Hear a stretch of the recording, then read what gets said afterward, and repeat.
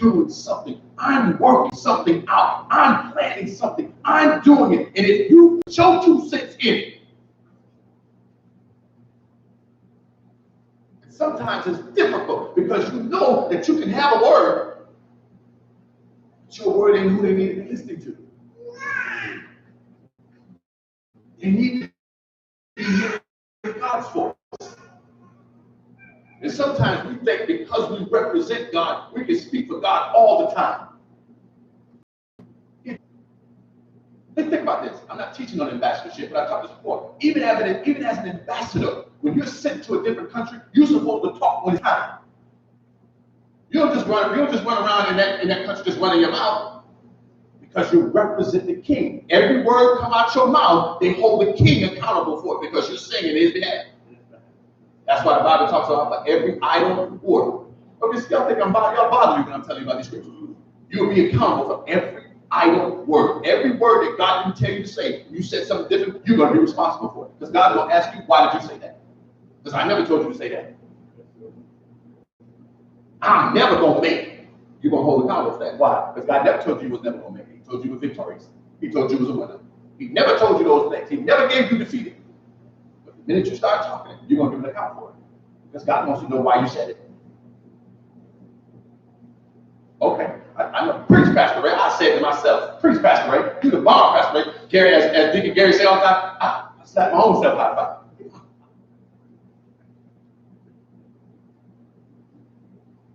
I know why God had me up this morning. I ain't even gonna say it just because you know where I was. You know where I was. I was up this morning in that old raggedy old. I'm getting that chair to Deacon Gary. He done been Deacon Gary. No, you're not. I want peace in my life. No, you don't. No, you don't. Understand, some things in your life have to take a course. It has to play its course. And when it's over, it's over. When it's done, it's done. But he showed his love for all 3 of them. And the writer says, and he loved Mary, Martha, and Lazarus. Because they were 3 individual people. The one thing I love about the scripture, it shows that God does not love each one of us the same. His love is the same, but how he brings it to us is different. He loves us the same, but how he loves us is different.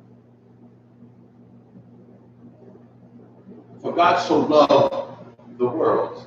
And let me show you something. It has nothing to do with the body of believers. It has to do with the world. I know people want to get mad at me. Oh, but it's the same thing. No, it's not. It's not two separate places. The world came after the fall. Believers were way before the fall. So what we're talking about, if you're a believer, then here we go. He said he loved the world. The reason he loved the world is because he did not want to leave them in that condition. And the only way they can ever come out of that condition is God would have to show himself as love. To send someone down to retrieve them back. That's some love for you. Because there's nobody I know that loves somebody that great when they do them dirty and wrong. We don't always want to kick them out. We don't ever want to try to save them. We always want to try to get rid of them. If you love me, you wouldn't have hurt me. Then you got to go. Peace. The 3 fingers. We never think about going after them. Because anytime we go after something, it's for our own benefit and our own cost. It has nothing to do with the person. So we go after them on our behalf. But I'm going to get something back if I go. No, you may not ever get anything. Some of the world may never get saved. But God had to offer all of him for them to come out. Right? That's when you love them. That's when you can say to yourself, whenever you need me, no matter what, I'm here. You may not ever can't come back. You may not ever come back, but I'm here. That's some love for you. Does that make sense? So some things gotta let you, some things gotta finish the story. Whatever. Some things have to finish the story.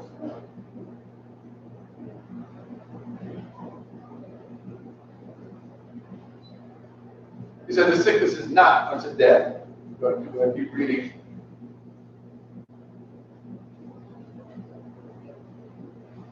The one thing I want you to really look at, too,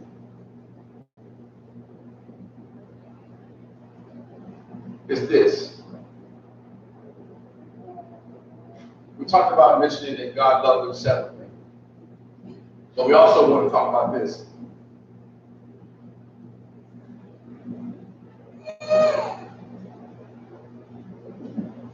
Despite Jesus loving them, just because he loved them and he hesitated on fixing their problem, it does not mean he didn't love them. Does that make sense? Sometimes we think the delay of God means he doesn't love us. When we pray for something, you ever pray for something and it didn't happen the moment you think it should happen? Then the first thing you start listening to me. God doesn't love me. You start questioning your relationship with God because he's not doing it the moment you ask. I'm the only one who go through that too again. Okay, I put my hands up. I remember doing that. Father, do such and such a thing, and it never happened. And now I start questioning my relationship with God and him hearing me. His delay to them did not separate his love for them. He still loved them, but he had a higher purpose to attain to. Does that make sense? Just because God doesn't do it at your moment doesn't mean he doesn't love you. He still loves you. The reason he does it and maintain his purpose and doing it the way he's doing it in the time frame he's doing it in is because he loves you. Does that make sense? If he didn't love you, he would do it according to his feeling. But he can't do it according to his feeling. He has to do it according to what God said. Does that make sense?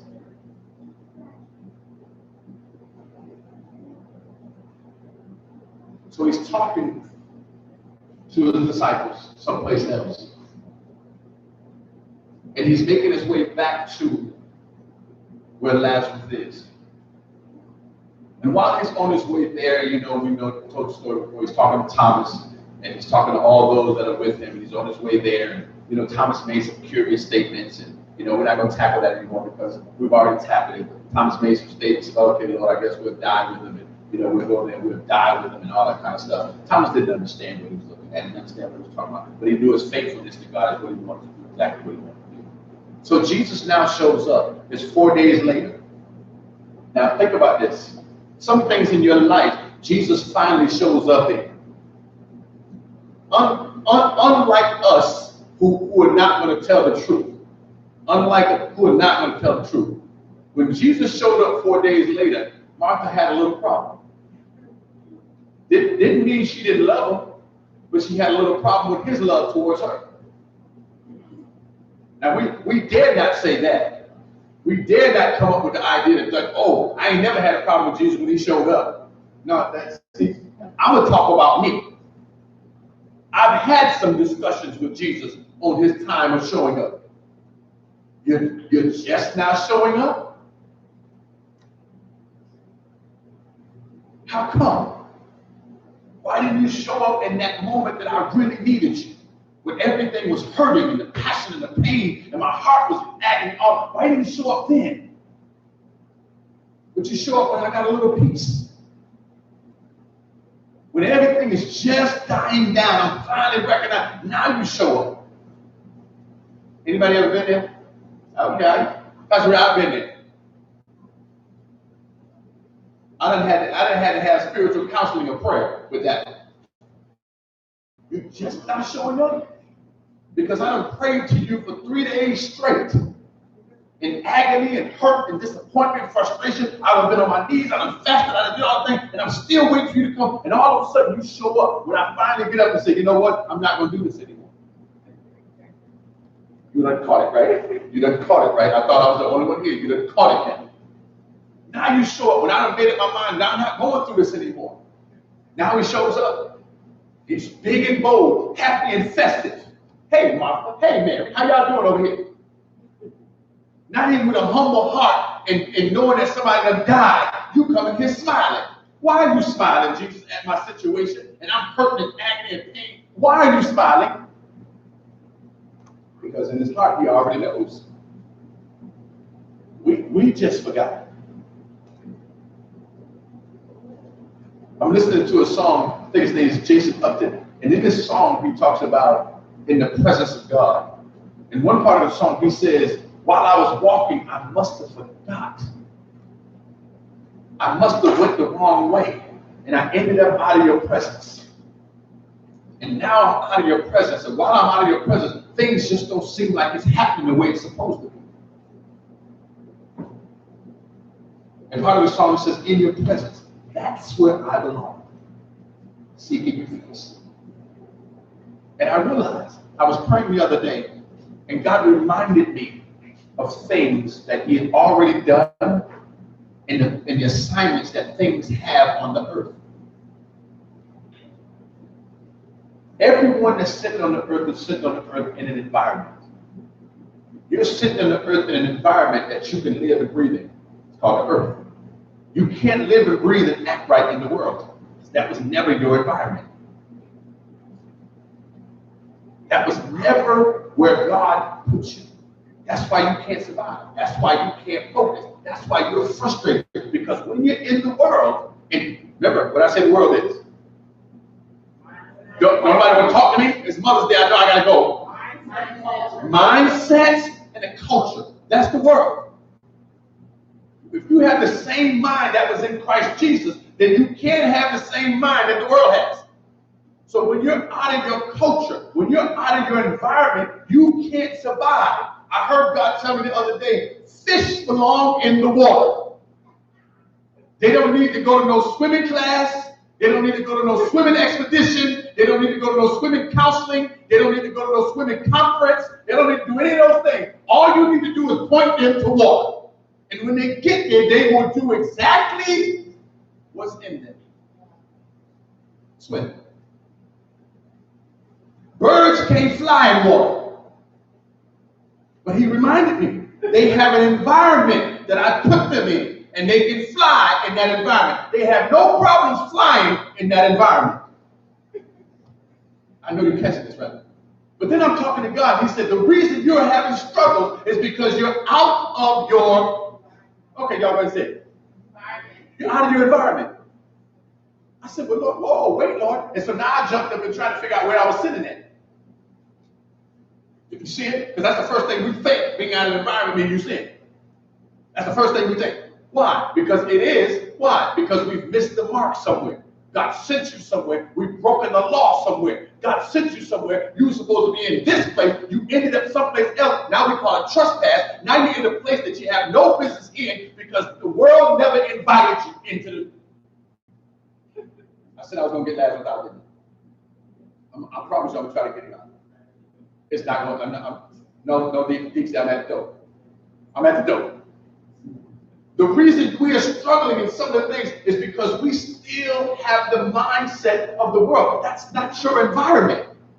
That's why you can't focus. Watch this. Even for people who are in the world now, the reason you have struggles in the world is because that's not where you belong.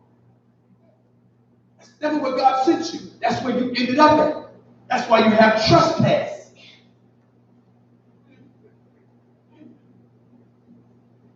I know. It's Mother's Day. Trying to be a great pastor and honor the mothers.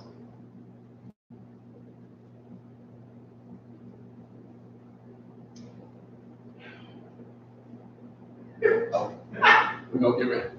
We got to Dick up and hang with me. Start thinking like this. We got time. Let me show you something. I'm going to wrap it up because we had a longer worship, and I appreciate worship. The word is more important. But let me show you something. The reason you are in trespass is because you're in the wrong environment. And when you're in the wrong environment, you meet the wrong people.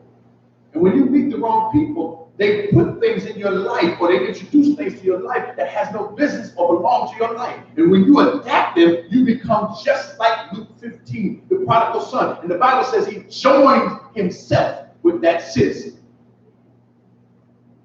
When you join yourself to somebody in the world, you become the same practice they stuff. So now when stuff hit them and it hits you, what you crying about? It's only when you come to that place and realize, why am I standing here? Why am I with this person when this is never where God sent me? That's what Luke 15 said. This is never my place. My father called. Listen, some of y'all get mad with the father that sent you. You got a good father, and you mad because you're in the world. They ain't got no good father. Their father's of the devil. But your father's of the kingdom. And you get mad when your father reminds you of who you are because you don't want to be embarrassed about their father. I don't care nothing about their father. Let me tell you something. I was proud that my father was in my life. I didn't care who didn't have a father with him. I had mine. I know what y'all saying. Pastor Ray, that's something. Listen, let me tell you something right now. I was not mad with my father for being in my life because other people didn't have their father in their life. I knew what he said in my life. We don't do this. When those moments came and I was doing those things, it was out the door. You a Baptist. I don't give a dog if anybody else tell you something different. What a Baptist tell you, that's what we do. Now, anything outside of that, you're going to get this Baptist results. You ain't getting no whooping because you kept up with the Joneses. You getting a whooping because you forgot that you was a Baptist and not a Jones. Okay, understand this. You ain't getting God's power activating in your life because you're acting like the world. You're getting it activated because you're acting like the heavens.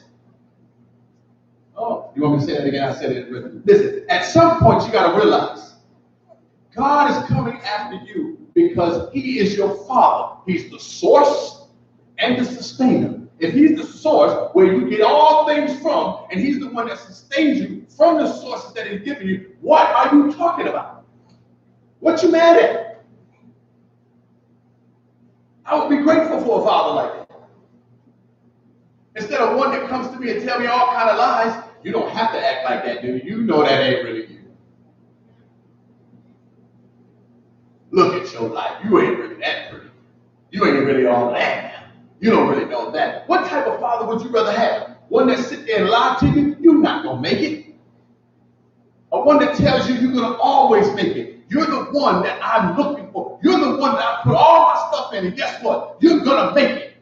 I'd rather have a father like that than to tell me, than a father that comes to me and goes, "Have you said, did he really say it like that? Are you really going to make it? You got $27, all your bills is due right now. You sure you're going to make it?"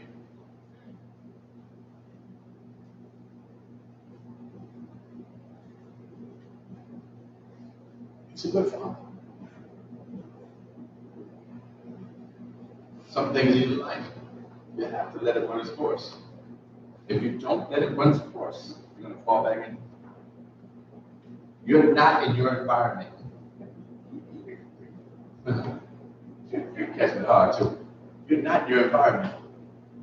Somebody sent me something, I don't know what it is, and I'm not, so if you ever want me to see something, don't send it to Facebook and think, because I'm not that Facebook guy.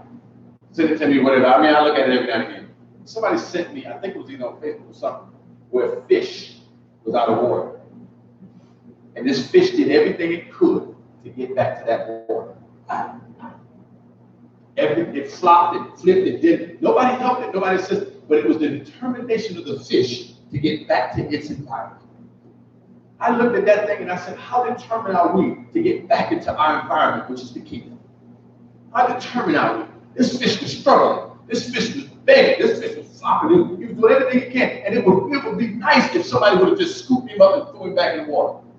But it was like everybody had their cameras out like they do now, being stupid. When things go wrong, everybody got their camera out. And everybody just...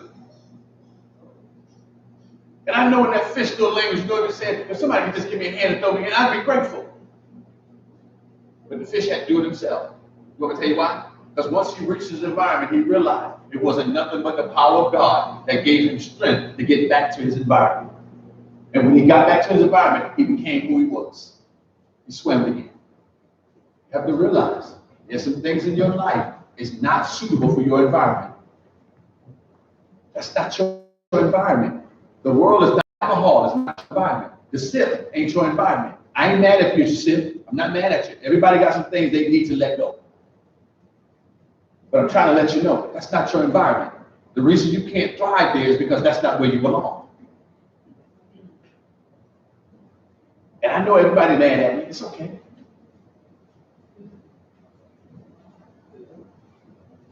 You ever check your breathing? Realize you might be out your environment. You realize we can't live underwater. Aquaman is a fictitious story. We can't live underwater. That's DC. Is that DC Comics? One of them. That's the comic book. That's somebody's mindset that did that. We can't breathe underwater, so don't go underwater thinking you're finna breathe and get away from the earth. There's oxygen we breathe. This is our environment. The problem that we have is we can't breathe some of this world stuff. It's toxic to our spirit. But if we get back to our culture, if we get back to our environment, then we can understand our culture. The reason we